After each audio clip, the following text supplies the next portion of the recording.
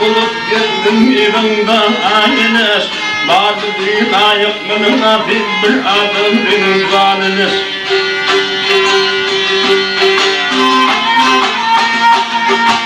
Bir fakiri hizirinde odu sallın aynes.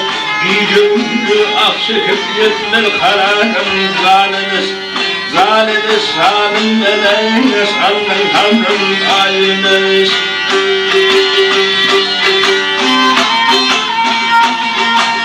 Boylarımın çavuruyundur bilerim bir gamsaya.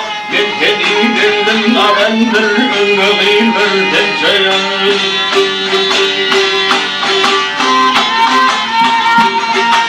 Hadi bağın içinde yar, hadi Gülhan tensaya.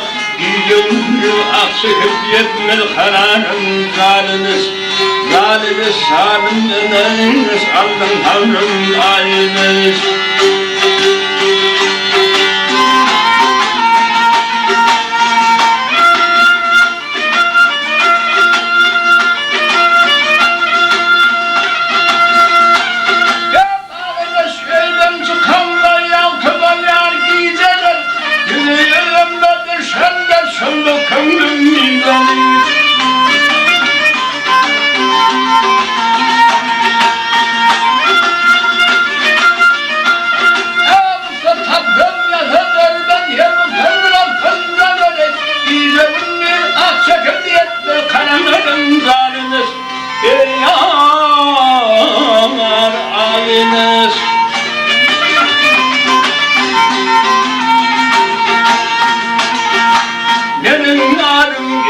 Gittiğim an yaşım dönür Haftalın döngüle bitti Kittir kimin dönür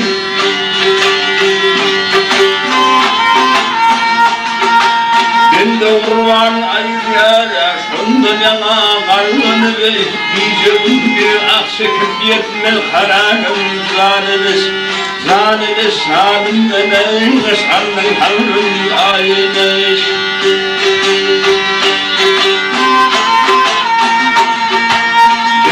Kurban ayrıya Şundan yana kalmanı ve Diyeceğim bir aksikip yetmel kararım zaliniz Zaliniz salimden eynes Alın hamrın aynes